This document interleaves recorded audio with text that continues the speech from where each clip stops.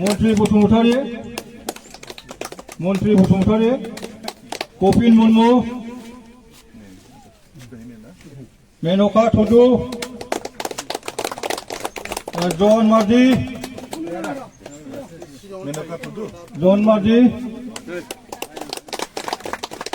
नागन Murmu नागन Murmu again Murmu सम टुडु सन्तला नार्जारी गासै 9 जन गासिबो बिथांमोनहा इउपिपिएलमोन दा इउपिपिएलनिफ्राय बिपिएफ दिनै जइन जाबाय बिथांमोनखौ आङो चिरां ब्लकनि जानानै बरायनानै लाबाय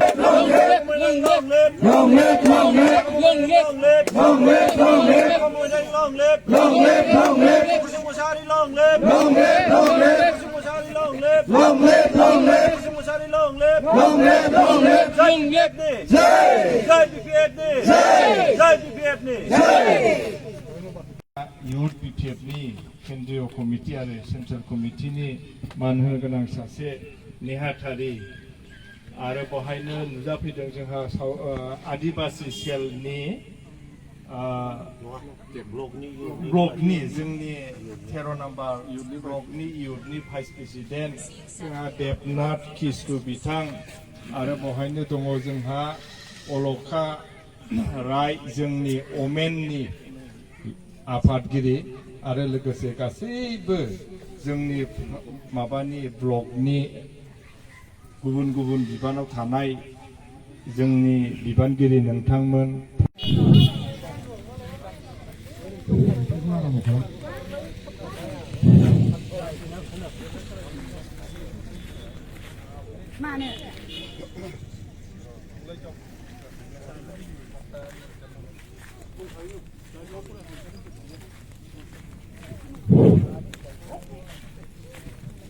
जोङो मिटिंखौ आरम्भ खालामसै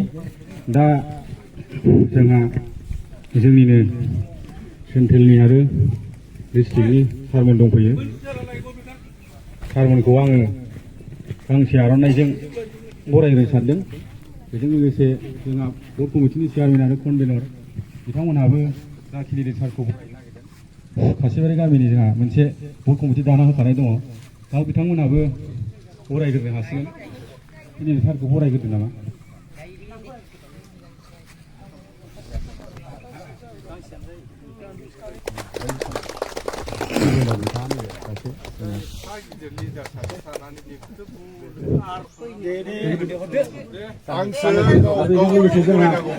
सेन्ट्रेलनि इउथनि भाइस प्रेसिडेन्ट दंफैयो सारखौबो सेन्ट्रेलखौबो गावनि सिनायथिखौ होनो थाखाय गोबां सालायबाय